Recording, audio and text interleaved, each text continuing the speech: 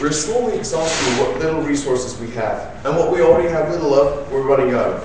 It is unreasonable to give up on one of our only fighting chances when we're already exhausting something vital that we have. It is unreasonable to believe that we can solely survive on other alternatives. If the nations of the world were to give up on nuclear energy, there would be no future. We believe it is our burden today to show that only alternatives, such as renewable energy, will not be able to sustain the world in the future.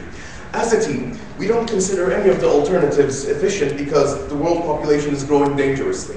We can even right now barely sustain the world we have, even with the collaboration of fossil fuels, renewable energy, and nuclear energy.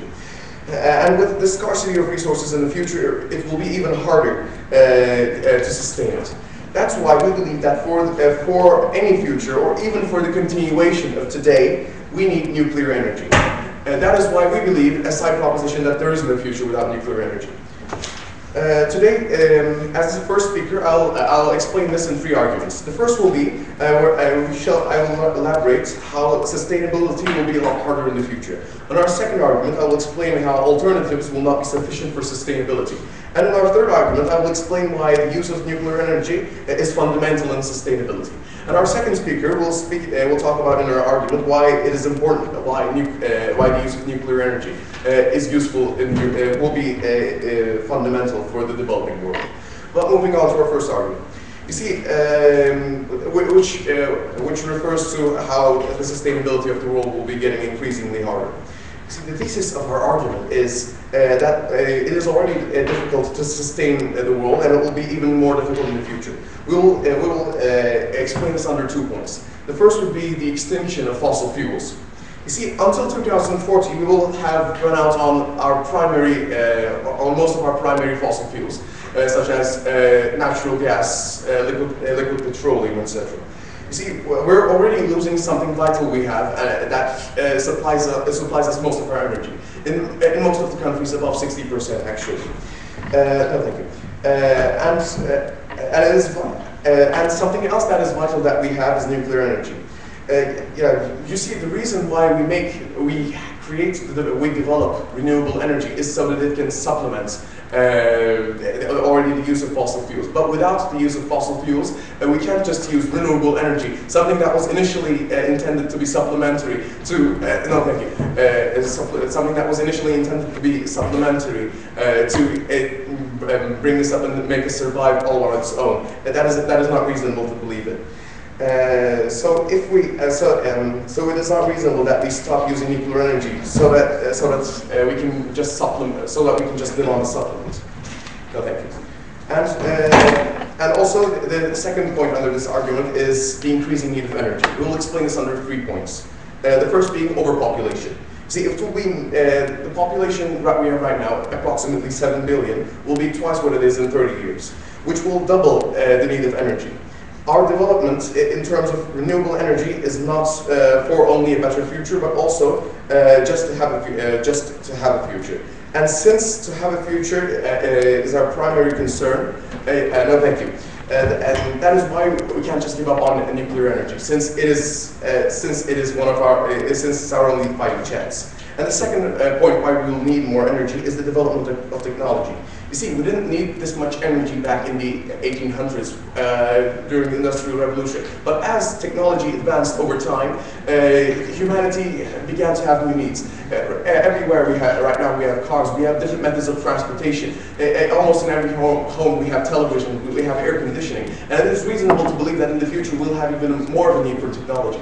So thus, in the next 30 years from now, when the fossil fuels are already exhausted, we'll even exacerbate our need for energy.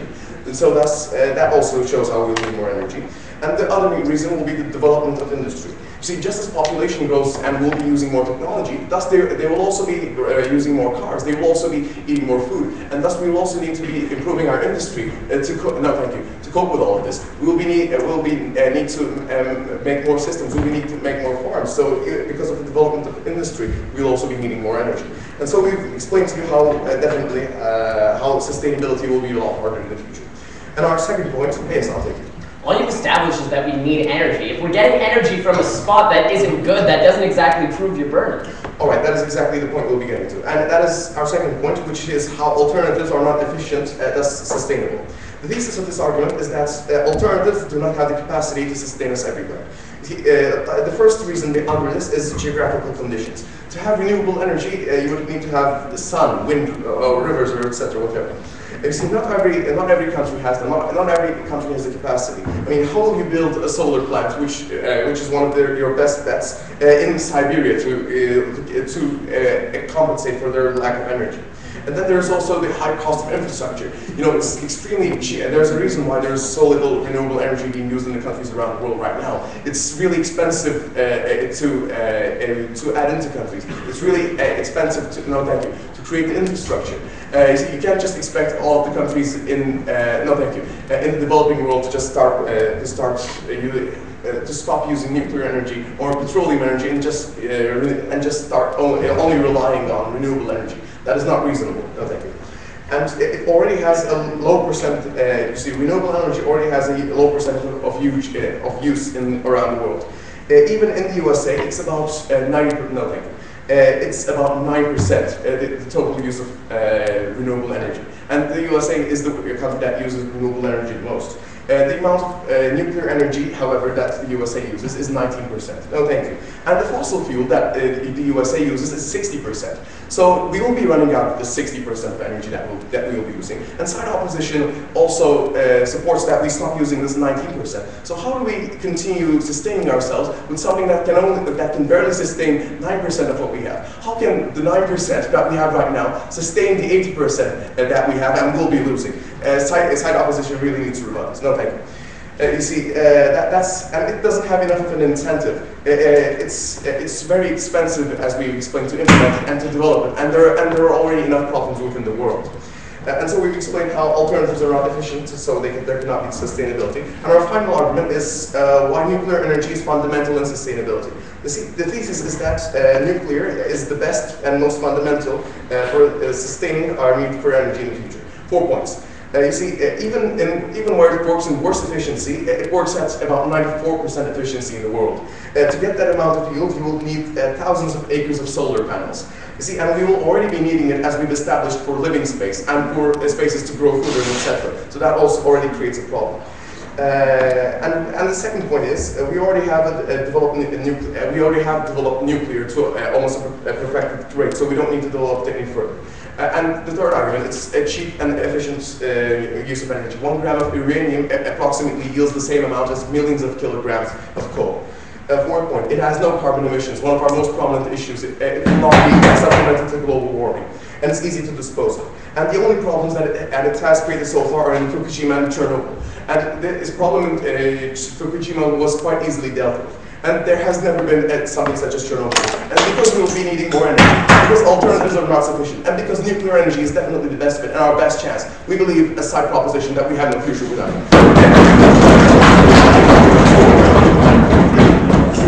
Oh yeah. Can I borrow the pen?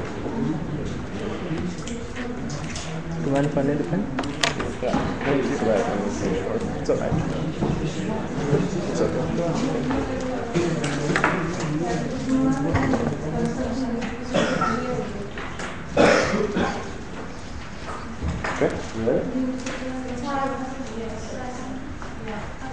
Okay, I would like to thank the speaker for his speech, and I would like to call the leader of opposition to open the case that stands in his name. Hear him.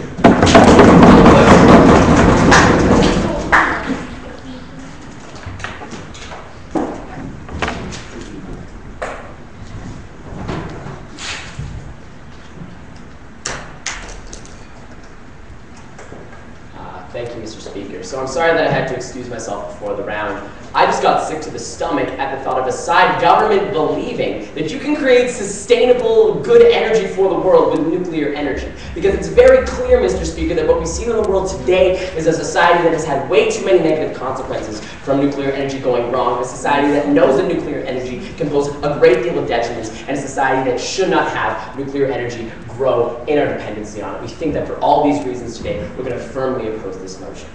So before I get into the constructive material brought forward by side opposition, we're going to really be proving two burdens for you. First off, we're going to prove to you that nuclear energy is inherently harmful, and second of all, we're going to prove to you that it prevents us from pursuing better alternatives. And before I get into this point first about the harms, second about the alternatives, I'm going to first clash with some of the constructive material brought forward by side government. But it's kind of weird, because I only need to clash with the second point, Mr. Speaker, because all they did in their first point was establish a need. All their point was we need energy, we need energy, we need energy, and we don't disagree with them. This world kind of runs on energy. But they didn't at all prove to us why nuclear energy was the case in that first point. All they did was in the second point, we agree we need energy, so this first point doesn't really need much clashing with. I mean, like, they talked about all these things that, of course, I'll inherently clash with in the case anyways.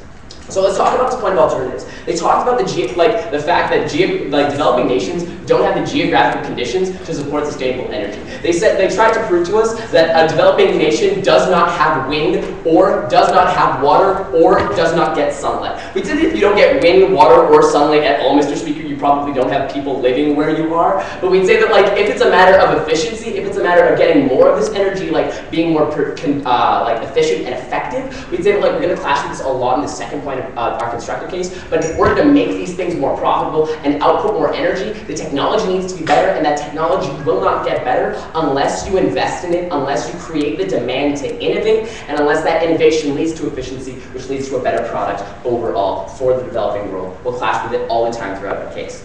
Second of all, they talked about expense. They said the developing world cannot afford sustainable energy. We find this kind of funny, assuming that nuclear energy is the least expensive thing in the world. We look to nations like Iran that direct like tens of billions of dollars in their budget over nuclear energy. We look to like the same, like France also does the same thing. We think like that's an economic burden that some of these nations, like if they can't support that, it's not like they can totally support sustainable energy. We'd say it's like not an incredible cost difference. What we also say is that the long term, the damages that's caused by nuclear energy, thank you, is actually a lot more costly to clean up. We say that like in those cases, like overall when you invest in renewable energy, when the technology gets better, that is an investment that you are making at the time that pays back to you dividends over time. It's a short-term pain for a long-term gain, not this time. Then they talked to us about the United States. They said the United States uses a lot of renewable energy, and that's a bad thing. Like, we don't see how that's a bad thing. But first of all, we'd say that like if we're talking about like their portion of their budget that goes towards oil, or the portion of energy that goes towards oil, we're not necessarily supporting oil. We on side opposition firmly support renewable sources of energy. If that's the point of clash they want to bring up, we're talking about we want air, wind, solar, we want these things that are good for a nation. We'd say like we don't want to talk about these fossil fuels that they're trying to bring up.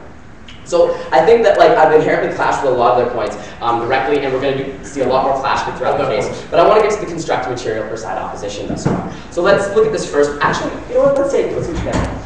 All right then. You say that Iran has been investing a lot in nuclear energy. However, it has almost one of the highest amount of reserves of oil in the world. If they do not believe that it's cheap, efficient, and useful, why would they invest in it? Again, we said that like we're not supporting oil. We're not necessarily saying that they should go for oil. We're saying like first of all, this budget redirected from a lot of people in Iran that were starving, a lot of people in Iran that didn't have a lot of money, a lot of people in Iran that wasn't exactly in the best economic conditions when they were investing in nuclear energy. And if they invested in the right type of energy, this would be dividends that get paid back and forth to the people. No, thank you.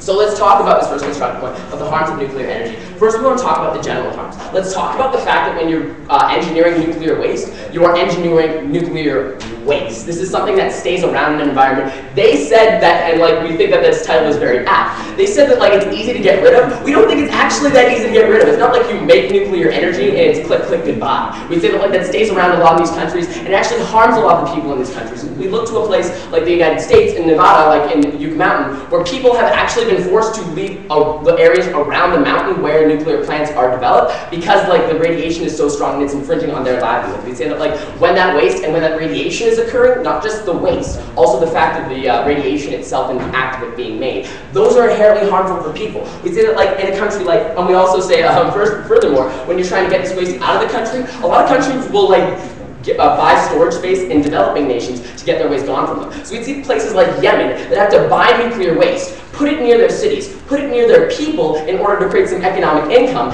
and that is seen to detriment these people's livelihoods. We say that seen to detriment, like just generally their status and quality of life. We don't see how that's beneficial or good for a good life in this side-up proposition. Please substantiate that in your case. We'd say that like it's not inherently a good thing when you have a source of energy that causes danger and destruction in a lot of places where it's developed, in a lot of places like where it's stored. Not at this time. We did like also it's very high risk. Like let's look at the difference between that and something like oil. We aren't necessarily propagating for oil, but what happens with something that is seen to be one of the most detrimental energy sources in our world? We did like the effects of it are long-term and slow. Like comparing that to nuclear energy, we'd say the detriments of nuclear energy are quick and like fast and hard to erase. They say that like, oh, Fukushima was like totally chill, not that big a deal. We say that like when a nuclear reactor blew up in Fukushima, Mr. Speaker, the fishing industry in Japan had to like put on a halt for 4 or 5 years. That's a lot of jobs, that's a lot of income that had to get put on a halt because this was so easy to clean up. We don't necessarily agree with this idea. We say that like it's very high risk and things that happen as a result, like we say that even oil is bad like when it spills, but it can get cleaned up. We look at like the Gulf of Mexico after the BP oil spill, things generally got cleaned up pretty nicely. Not the same case with Chernobyl. 50 years and we're still not able to go within walking distance of that place. Not exactly the best place for a picnic. Thank you, nuclear energy. No thank you, side of the proposition.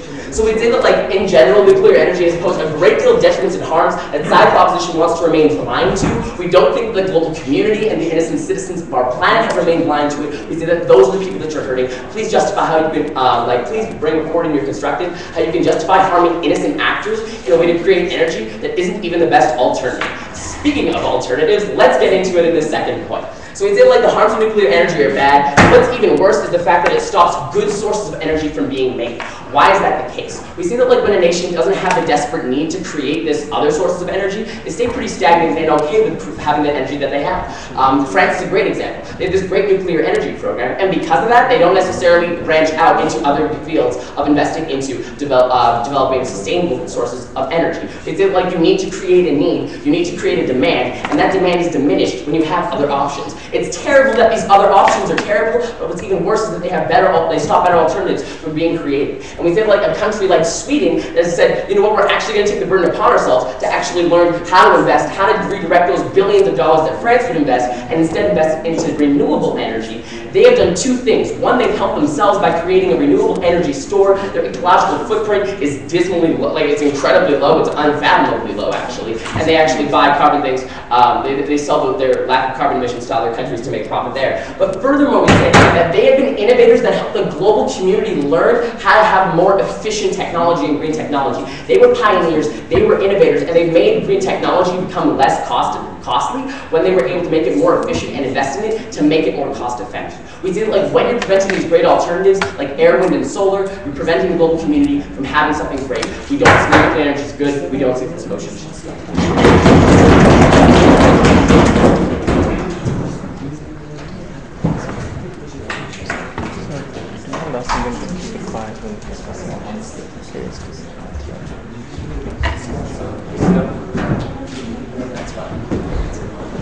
Okay, ladies and gentlemen, I would like to thank the speaker for his speech. I would like to ask debaters to keep quiet when other debaters are speaking, so please don't do that noise. Audience, also please do the order. So, if Turkish team is ready with the flag and the water, I would like to invite the Deputy Prime Minister to continue. Okay, let's stand in for a minute. Here.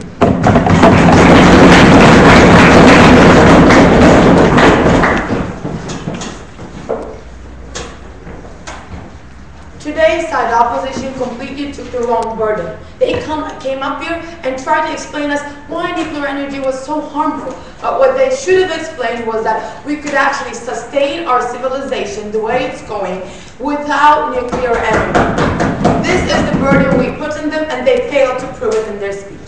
Now I will first start out with my rebuttals. Point one.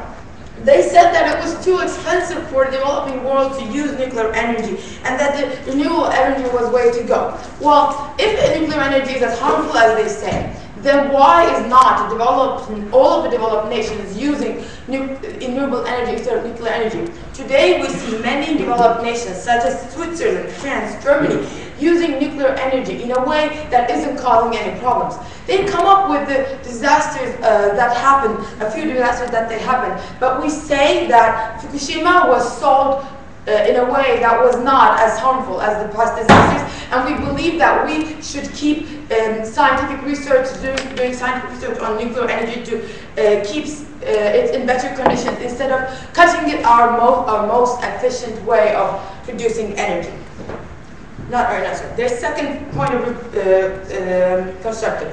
They said that using nuclear energy would be stripping the world of the incentive to create nuclear energy. No, they completely understood our point of fossil fuels wrong. What we're saying was that we have no time left. We have 50 years for our fossil fuels to go extinct. And we believe that even today, renewable energy is only used to help sustain the fossil fuels. We believe that in the future, there is no way that renewable energy would be enough by itself without a nuclear counterpart. We believe that we have incentive to actually better our ways of using the nuclear and both renewable energy because we're going out of fossil fuels, not because we're using nuclear energy. So that point falls on our side. Their third point, saying it was very, very damaging. Well, we're not going to go on with scientific facts, but what we're going to say is that these countries that I previously mentioned, these European countries, which are using, for example, Switzerland, using 40% of its energy from nuclear energy, is sustaining it very well. We have never heard any problem happening in Switzerland, have we? So we believe that with further scientific research, in the future, we will be able to sustain it better. And even so, say that we cannot sustain it as well.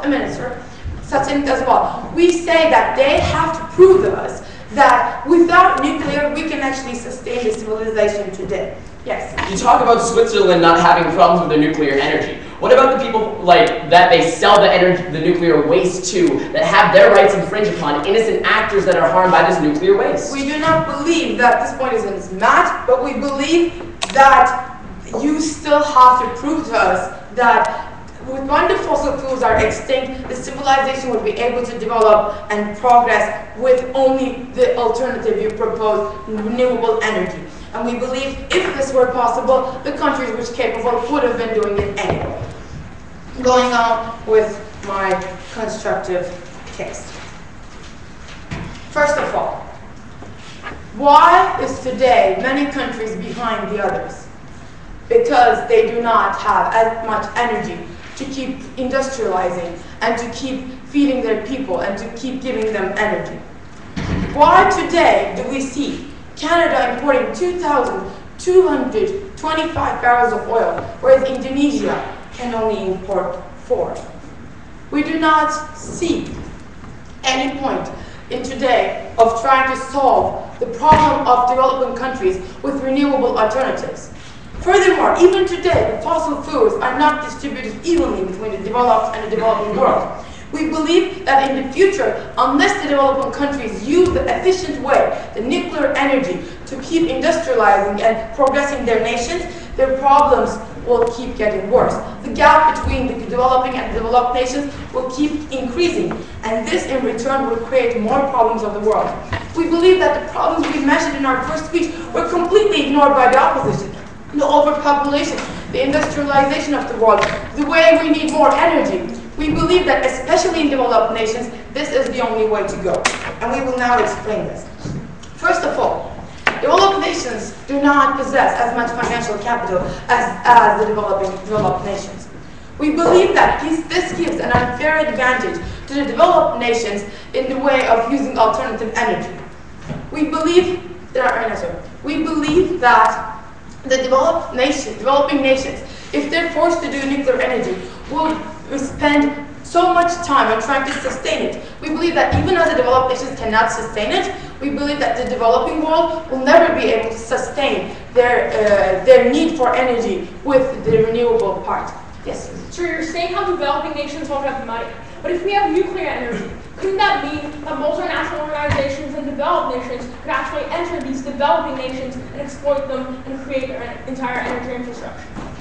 We believe that today, if the developing nations start using nuclear energy, they will have an efficient and sustainable way of preserving and progressing their economies. And we believe that unless they do so, unless they actually invest in the way that is most sustainable for the future and most scientifically proven to be most efficient, they will never catch up on the developed nations. No, sir. We believe that the economy of the developing world is an important part of the sustainability of the world in general. We believe that if the energy needs are increasing, if the resources of us are decreasing, we have to find the way to balance these out. And we believe that the answer is nuclear energy. No, sir.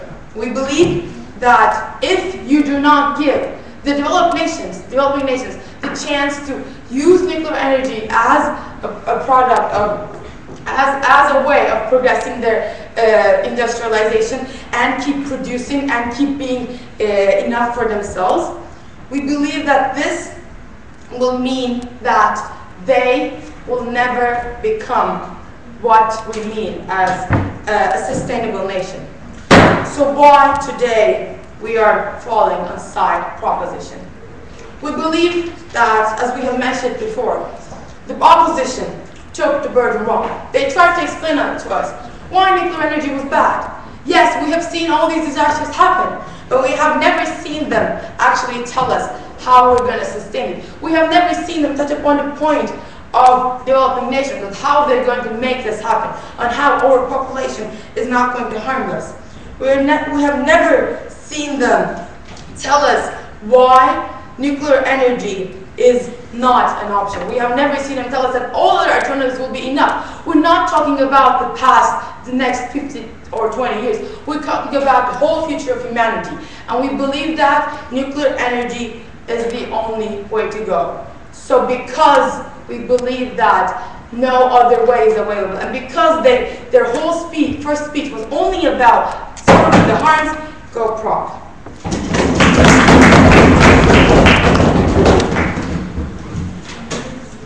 I would like to thank the speaker for his speech, and I would like to invite the Deputy Leader of Opposition to continue with the waiver.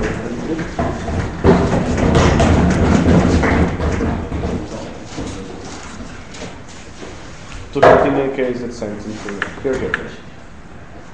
No? Today, we see a side proposition that has ignored one half of the case we gave to you so far.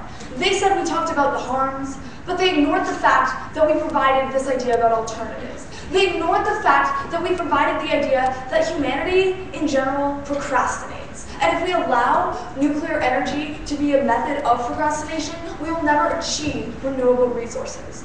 But the other thing they told you is that we haven't acknowledged how this is going to affect every country in the world. And we think it's kind of funny, because so far, the only thing they've really acknowledged is 1/3 of our case. So I'm going to be addressing that in my constructive case for you right now. But before we get into the constructive case about how it affects the developing world, let's go over a bit of rebuttal and reconstruction. So first, let's look at this third point that we've heard from side proposition today. We heard this idea about developing nations. We heard this idea about how they're not actually getting enough fossil fuels. They're not getting enough non-renewable resources to actually be fair, to actually sustain themselves. The first thing we would say is that a lot of oil is found in what you might define as a developing nation. We think the fact that they need to sell that to America, they need to sell that to the West, proves that they are so poor they can't even keep a lot of the resources they have for themselves. The response we give to you is, how on earth can we expect them to afford a nuclear reactor, ladies and gentlemen? How will they ever be able to pay for the nuclear energy? So I'm actually going to go into how, installing nuclear energy will not only be impossible for them, but it will lead to their exploitation. And I'm going to be doing that in my constructive case, so we'll get into more of an extensive rebuttal. But before that, I'm going to look at a bit of reconstruction. Now let's look at this idea about the damage that Jacob presented, and the response we heard to them. The first thing they told you is, well, if this is so damaging, then why is part of the world using nuclear energy? No thanks. Why isn't the whole world using renewable resources?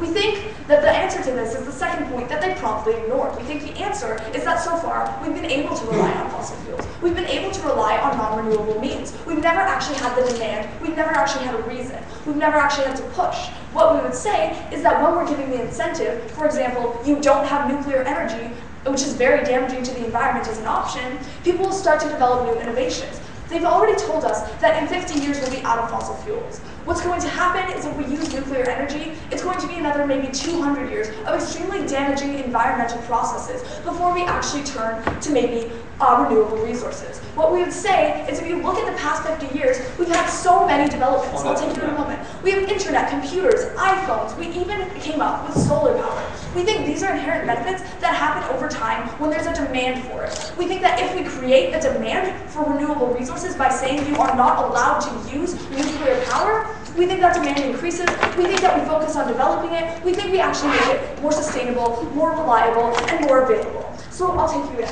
Then let me just explain how Japan will sustain their energy need while they're totally dependent on nuclear energy. Okay, we think that Japan actually has access to a lot of water. Isn't that interesting? Hydropower. We think they can do that. We think they have lots of options. We don't think nuclear power is the only option. We'd like them to respond to that and they're constructive. Okay, now the last thing they told us in rebuttal to the 2 points presented by Jacob, one of which, again, they did not clash with, they told us about Switzerland. And Jacob POI'd and said, hey, you know what? The reason Switzerland isn't seeing any damages is because the third world countries are. We think that's something that people need to pay attention to. And we think that if we make nuclear energy the reality, if we make it possible in all countries, what's going to happen is they're not going to be able to ship their waste off to the third world countries because those countries will have waste of their own. We think that, first of all, if they could even afford it, they're going to be keeping a lot of waste in their countries. Somewhere in the world, people are being hurt by that waste. We might not see it in the developed world, but that's because it's being shipped off to where people can ignore it and tell themselves they're safe. We don't think that's fair. We don't think that's something we support. We utterly reject this idea. So now I'm just going to go on to quickly the second point that we heard, and thank you for the side proposition, just going back to that. They told us about efficiency. They told us, uranium is better at renewable energy. We think is better than renewable energies and non-renewable energies. What we would tell them is that that's because we haven't actually tried. That's because, once again, we've been able to have this fallback. We think that this is the law of supply and demand. When suddenly you don't have any other options, you are going to focus on making it better. You are going to focus on creating a more renewable, sustainable society. No, thank you. Because it's funny that they've used the word sustainable so much in their speeches. When, ladies and gentlemen, nuclear energy is not sustainable. Nuclear energy is ultimately what will cause our world to deteriorate when we have toxic waste lying around, when we have areas where we can't even live because of this waste. We think that's something they really need to address in their third speech, or they lose this point of clash. So with that, let's move on to my constructive case. I'll be talking to you about the developing world under two ideas. First of all, we'll be looking at costs, then we'll be looking at politics. So first of all, as I've already kind of mentioned, we think that it's a fact that nuclear energy is expensive. We would invite you to POI and tell us it's not, but really it is. We don't think they can refute that. So we think that what happens, no thank you, is when we, actually sure, I invite you, go for it. In comparison of the amount of solar panels or the amount of money that you would waste, in comparison, wouldn't you waste a lot less money on this nuclear reactor? Okay, that's interesting. We think that they're talking about the short term. We think that they're talking about the now. What we would say is that over a long period of time, operating this nuclear reactor will not only cost a lot of money, but furthermore, it's actually going to be very damaging to the environment. We think if you take in those damaging costs and counter them with the cost of having sustainable energy that will go for years and years and years and years and years, we think that the balance is actually much in the favor of side opposition. So anyways, let's move on with this idea. We think that what happens is much like the speaker tried to explain in relation to nuclear energy, we think that with when you have nuclear energy, the disparity between first and third world countries increases. We think it becomes more prominent. Because the fact is, if they aren't even rich enough to afford to keep their own resources, oil, ladies and gentlemen, then how can we expect them to build a nuclear reactor?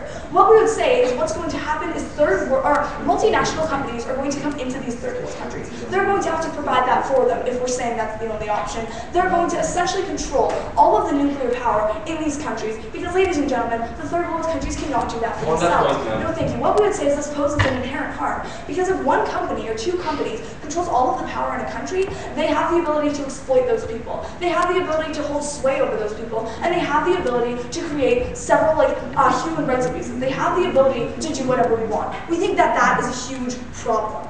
Okay, we think that the second point we're going to be talking to today is politics. So we think furthermore we need to discuss the big elephant in the room, and that's When we have nuclear energy, it leads to nuclear weapons. So what we're going to look at is right now we've put so much money invested into keeping countries like Iran and in the past Libya from actually developing nuclear weapons. What happens is when you say that nuclear energy is the option, nuclear energy is what the whole world should do, we think that the nuclear technology becomes readily available. We think it becomes more common, and we think that all of these countries who may want to develop nuclear weapons suddenly have an access to nuclear power. We think that they can get this, power. And the question we pose to you is what makes them stop? What is going to stop them from enriching that uranium an extra few percent, sticking it in a missile, and turning it into a bomb? We think that this is an inherent harm because we have put so much time and effort and political strain on ourselves to keep these countries from accessing these bombs. So they gave us a POI. They said if Iran has oil, why are they focusing on nuclear energy? We think, ladies and gentlemen, it's not because it's more sustainable. It's because they want to create nuclear weapons. We think that that's an ultimate harm that we fear in our society.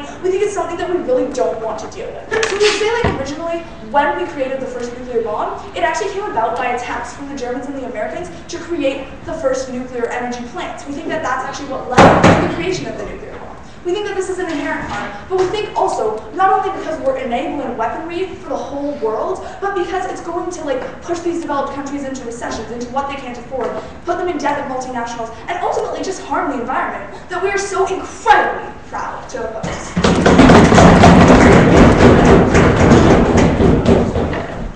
Speakers, please wait till I call you.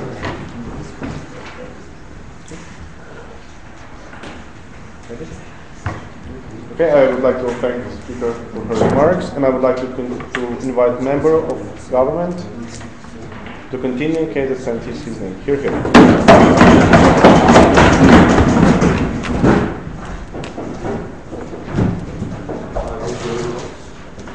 Sorry.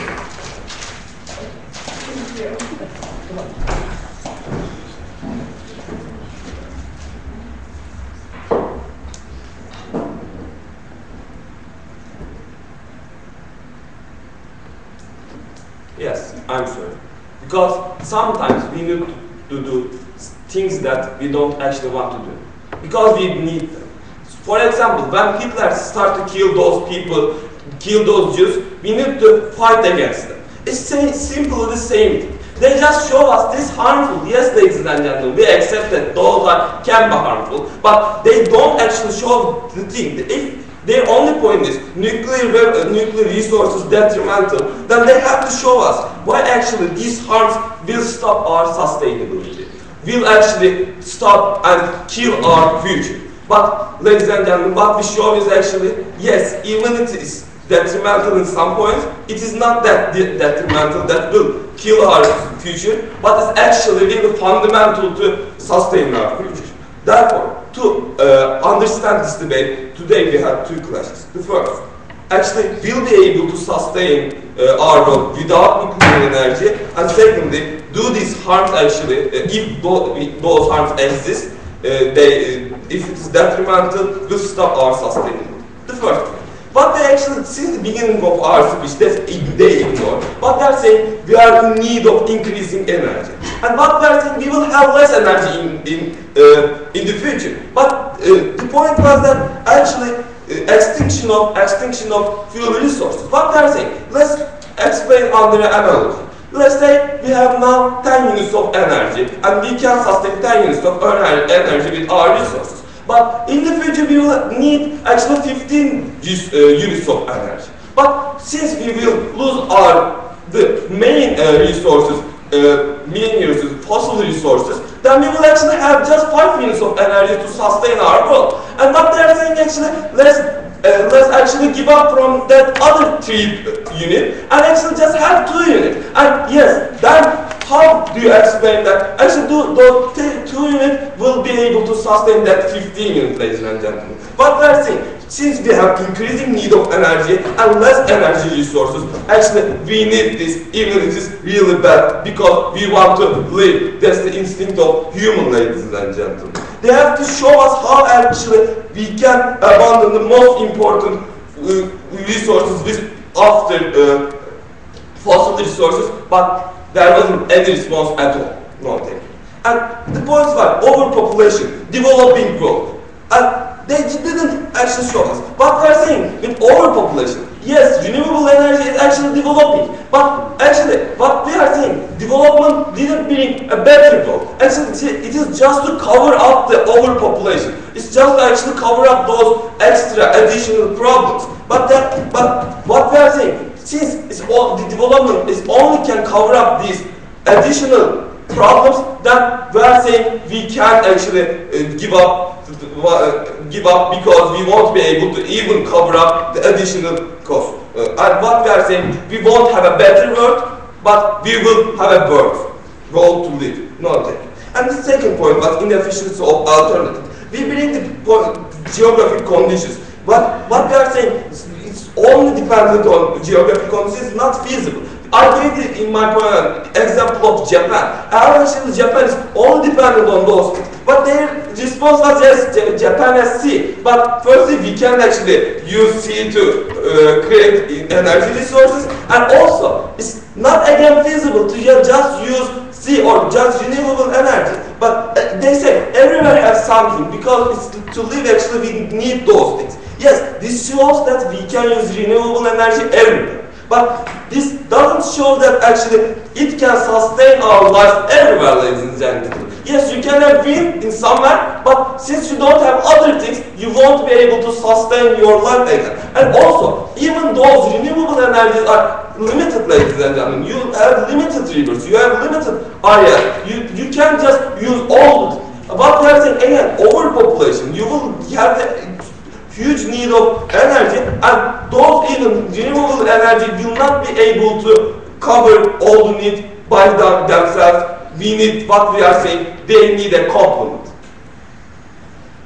When you have so much waste being produced, when you create a dependency that doesn't allow sustainable energy to be created, how can you say that there is a future with nuclear energy? But what I am saying, you are saying we are sending waste. But you didn't show actually those ways how stop our sustainability, how actually they stop our future. Just you are saying yes we have waste, but then just prove that those waste that we send those countries will stop our future. No response at all. And then third point, expensive. Yes, this is what they are saying. Yes, it's a lot cheaper. Why? Because we don't need any scientific development to use nuclear energy. It's already developed, and renewable energy is not that developed. We need efficiency to sustain with only development energy. But we are saying, yes, we accept that renewable energy is really good. We like that, but we need both of them. And what we are saying, but their point was that if you have nuclear energy, you don't have incentive to make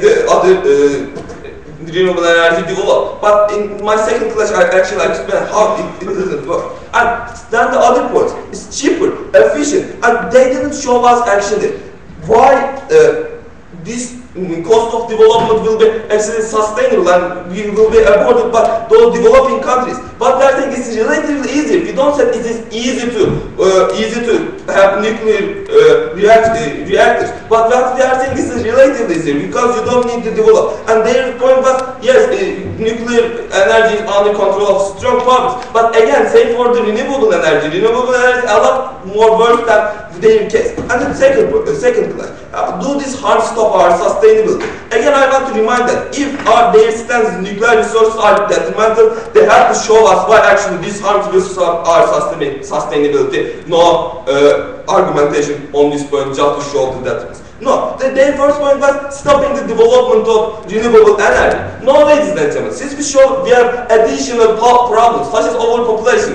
extinction of fossil fuels. Actually, people do have incentive to actually develop their situation. Actually, they have to do this. They have to develop actually because they need to cover up those additional problems. And again, what they are saying, yes, same. And second point, detriments. What was actually what we are expecting, seeing that actually developed science will improve this. What we are seeing in Chernobyl and Fukushima. Just compare in 50 years. How it changed? Chernobyl is exploded and we couldn't do anything. Therefore, those reasons people are suffering because of cancer. But look at Fukushima. Is there a real is as bad as that, knowledge is entangled. And in the future, we don't see actually developed science will stop this kind of waste, and actually it will not be detrimental as much as that. And again, it's changing. Actually, developed world will not stand those their waste because it's changing. They signed Kyoto Protocol. They are now aware of their responsibilities. And third point, nuclear weapons. No, it's not in the math, ladies and gentlemen. Actually, people already agree that nuclear weapons is something bad, that UN, NATO actually stop this. Incentivize using nuclear weapons. And people have still incentive to have weapons and they can use other weapons. Since they couldn't show actually their harm, their all stance cannot stop our sustainability. And since we show that we can't sustain our life without these resources, we believe that we won't stop.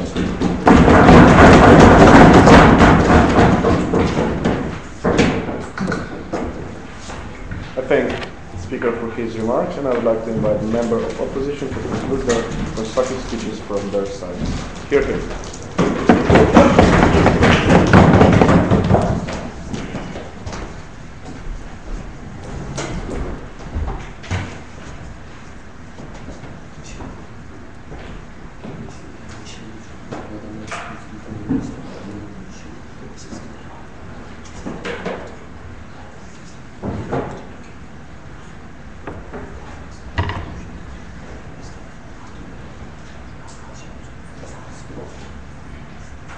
Mr. Speaker, the entire case of side proposition in today's debate has been based on the fundamental assumption that when I snap my finger, all the oil in the world is going to run out, and we're going to have no energy, and we're going to die. I think that's something essential that they've assumed, and I think that's something that's inherently false. We think they said that in 50 years we'll run out of oil. We think that if in 50 years we could go from a very industrial economy to one of the greatest in the world. If in 50 years we were able to develop the computer, the iPhone, the iPad, and all these things, then surely in 50 years, if there's an incentive, we can develop renewable technologies.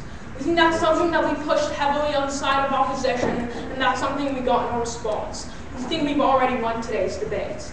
But as the third speaker for all, what I'm essentially going to do is I'm going to divide the speech into three main points of clash and really prove why opposition really takes this. So the 3 points are: one, I'm going to talk about harms, then I'm going to talk about whether it actually solves the energy problem, and third, we're going to talk about the effects on developing nations. So let's go into this idea of harms first. So the idea they brought up of harms was their entire first point, and most of their first speech, was that while we're running out of energy, that's a huge problem, that's essentially something that's an issue. And we don't think that's actually very relevant to this debate. We think my partner Jacob refuted that very well. Sure, we completely agree. We're running out of energy, that's a problem. But we think having nuclear energy be the solution is not the answer. We think they said that nuclear energy gets us to the 50-year mark. We think, yeah, nuclear energy gets us to the 50-year mark, but it doesn't get us to the 100-year mark. It doesn't get us to the 200, 300, 400, 500-year mark because of its inherent unsustainability. So when my partner Jacob talked about was this idea of the dangers of nuclear reactors. We told you how when a nuclear reactor blows up, its effect is so much greater. How when an oil spill happens, after a year or two it's fixed. But when a nuclear reactor like Chernobyl blows up, after 40 years, we still can't go to walking distance of it. And the only response that we got from them was this idea that our burden isn't to prove the harms, it's to prove how we can get to the future of renewable energies without nuclear reactors. And that's exactly what I'm going to do right now. Now, we think again, they're running on this assumption that we're going to run out of oil like this. We think they themselves admitted that we have about 50 years to get into oil. And we think the reason we haven't gotten as much renewable energies yet is because we've been so dependent on oil. And we think now that we're starting to run out of oil, we can start developing these renewable technologies because there's a demand for it and there's an incentive for it. But we think if we bring nuclear reactors in, that's yet another cop-out for us to take. We think that's something that we've inherently proven on the opposition but gotten no response to. They talk about sustainability a lot, but we don't think they understand the definition of sustainability. Sustainability doesn't just mean you can have energy for a very long time. If you're living in a toxic waste city, where right next to you everybody has cancer because of the nuclear waste, I wouldn't consider that sustainable. I wouldn't consider that the future I would want to live in. And even if all the points I've just shown aren't true, even if there aren't enough harms right now, we think under their model, where we start using more nuclear energy, the harms would obviously logically increase because we're using more nuclear energy. We think that's something that they have not addressed. On that point, sir. Sure. How do you understand we need more, we have to use more nuclear energy? But what we are saying, we have to use nuclear energy, but cover it with the renewable resources. Okay, so they're essentially saying, you know, nuclear energy can be a very interim way. We don't think that's how humanity works. We think when humanity gets its hands on a very easy thing to use, something like nuclear fission, where we can just continue to make energy, we don't think we're going to go towards the renewables, because why would we? Why would I spend money on renewable energies when I can continue to use this nuclear energy that already exists? Why would I bother making a new technology when this technology that already exists is easy for me to use? I think that's something they have not answered, and we think that's something that's fundamentally wrong. We think under this point of harms, my partner Tatiana brought forward this whole point of nuclear weapons. We told you how when more people have access to nuclear energy, the chances for nuclear weapons increase. The only response we heard from the third speaker was, well, people already can make nuclear weapons, they already have access to it. We don't think they understood our logic. We think right now, some countries have access to it and that's bad. But under their model, suddenly everybody has nuclear energy. Everybody has the ability and has the right to develop nuclear energy. And everybody can have an excuse when they want to make a nuclear bomb. We think this makes countries like Iran, which justify their nuclear program by saying they have nuclear energy, more justified. We think it legitimizes them. We think that's an inherent issue. So let's move on to the second theme. Will it solve the energy problem?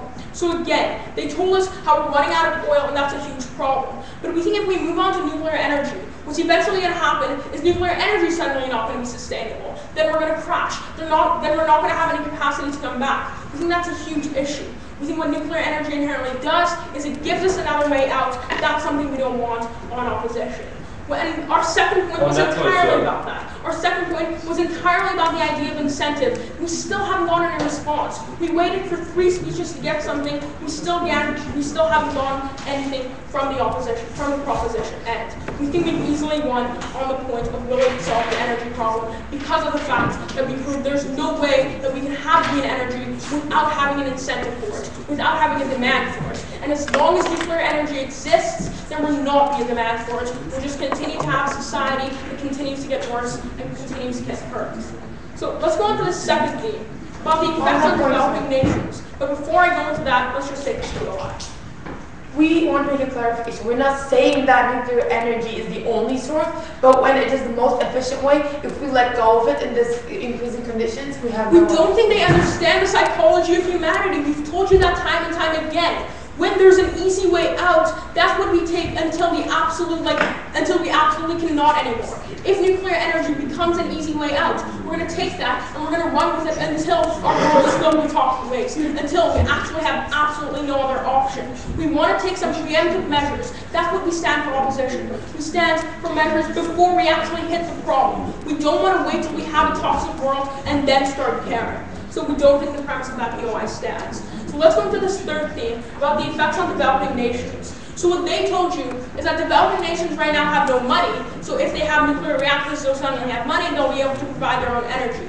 Now we inherently, we really don't agree with this for 3 main reasons. First of all, we think nuclear energy, we think they've made the fundamental assumption that nuclear energy costs very little money. We don't think that's true. We think it costs a lot of money to enrich uranium. We think it costs a lot of money to create nuclear transfusers. But beyond that, we think even if it did cost a lot of money, even if renewable energy did cost a lot of money, if the demand increases for it, if more people want it, we think it would actually be lower. We think when more people want something, there's more innovation to make it cheaper. There's more access to it, and there's more ideas that come in to make the product ultimately cheaper.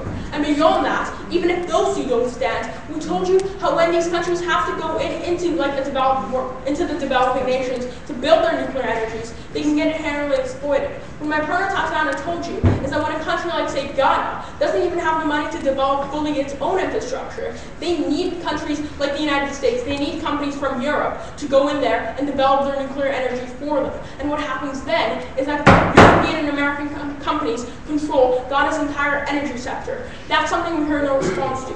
We think this idea of exploitation by more powerful, larger countries is something that they need to respond to in their right of speech in order to win. We think that's even pretty late. we think might be inherently proven to you on the side of opposition is that we want to help the world. We want to move forward. But the only way to do that is by having no way out, is by having renewable energies. Thanks.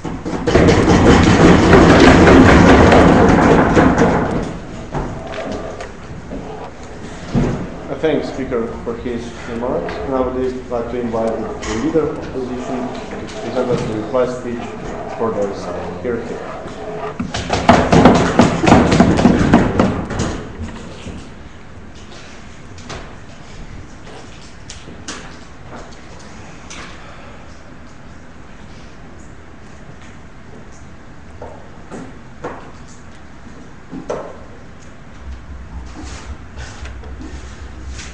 We see one thing that side opposition and proposition have agreed with down the bench today.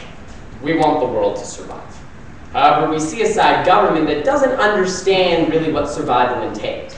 They've tried to show you that a world where we promote waste, a world where we promote the harms of nuclear energy, a world where we live in a toxic wasteland is justified. They've tried to show you a world where we don't need an incentive to create sustainable energy, and because of that, we don't create solutions for tomorrow, not just a toxic tomorrow, a better tomorrow. They've refused to clash with a lot of our material today. They've refused to come to terms with the logic today, and because of that, we think that we've won pretty clearly down the bench on off. But in order to really crystallize why we won this debate for you today, I'm going to be breaking today's debate up into two main themes and then showing you the effects of now and the future in regards to them. So first, I'm going to talk to you about harms, then I'm going to talk to you about alternatives. Let's talk about them right now.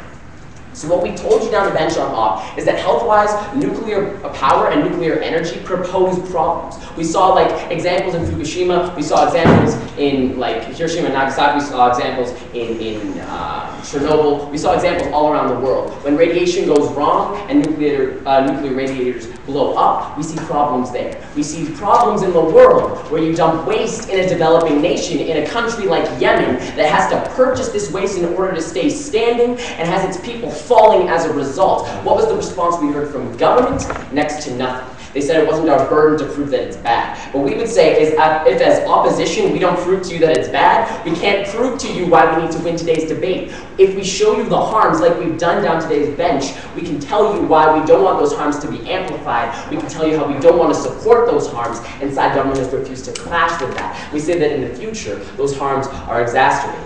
We said that when we use more of it, the harms are more prominent, and they again did not give us a response. So because it's harmful right now, and because those harms are exacerbated in the future, we went on that idea. Let's talk about another harm in exploitation. We said that like in the future, when you don't have the ability as a developing nation to develop your own infrastructure, multinationals are able to, exploit you for that. What did they say? They said that like, actually they didn't say much at all. They didn't say anything at all. They said that developing nations can't afford nuclear energy. We said that that furthered our point. We told you that when they can't afford the nuclear energy, other people have to do that for them, and those people aren't interested in preserving their health. Those people are interested in a profit, and that's why those people are going to get hurt. We told you that those harms get exacerbated in the future as well. We went on that clash. Let's talk about also another idea they refused to clash with, the nuclear weapons. We said that like when a country has Iran-like justification of having a nuclear program to justify nuclear weapons, that puts the countries in the world at harm's way when we have more nuclear weapons circulating. We said that there's a direct correlation between nuclear programs and nuclear weapons, and we said that that is inherently harmful for the global community. Another point they refused to clash with. We said that those harms are exacerbated in the future, and we clearly won on that clash. And because the harms have been won, we'd say that we should win on that grounds. But that wasn't even the main point of our case. The main point of our case was how do we create a sustainable future, which was this next theme, something they refused to understand in today's debate. Let's show you how we won. We came out of the gates telling you that when you don't create an incentive, you don't create a solution. When you have a world that can scapegoat their energy solutions on nuclear radiation, like France, they don't jump to sustainable energy. Side government didn't give you a reason of why that logic is false. They said that like nuclear programs happen just cuz. We said that they happen just cuz, and that hurts the world just cuz. This isn't a response because this harms the people. We showed you the harms in the first speech. We showed you how those get exacerbated when we don't come up with solutions. Furthermore, we told you down today's bench that the world gets lazy, but furthermore, the world needs these solutions to become more efficient. And when you increase demand, you create increased invention. When you increase invention and innovation, you increase efficiency, and that leads to more cost effectiveness. That leads to better solutions in the technology. That creates better alternatives for the world. That creates a sustainable future without nuclear energy. Because of that, we clearly won today's debate.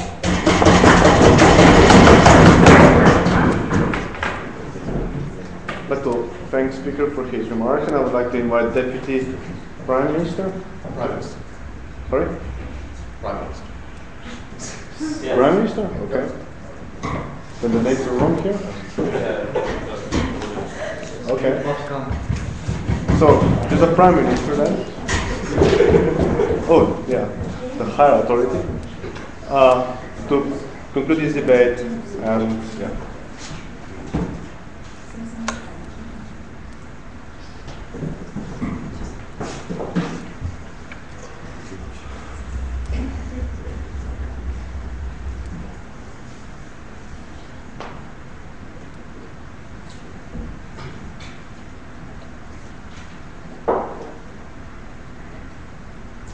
Side opposition today has assumed that they would win the match by just making us a list of the harms of nuclear energy.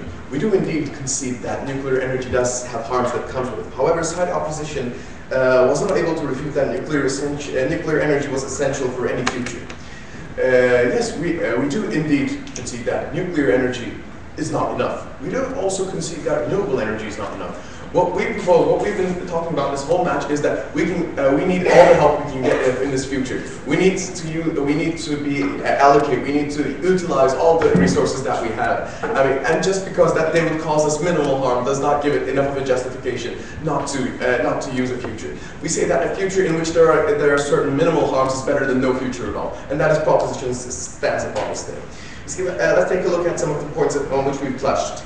The first would be the feasibility of renewable energy, and the second is whether or not nuclear's energy sustainability outweighs its harms.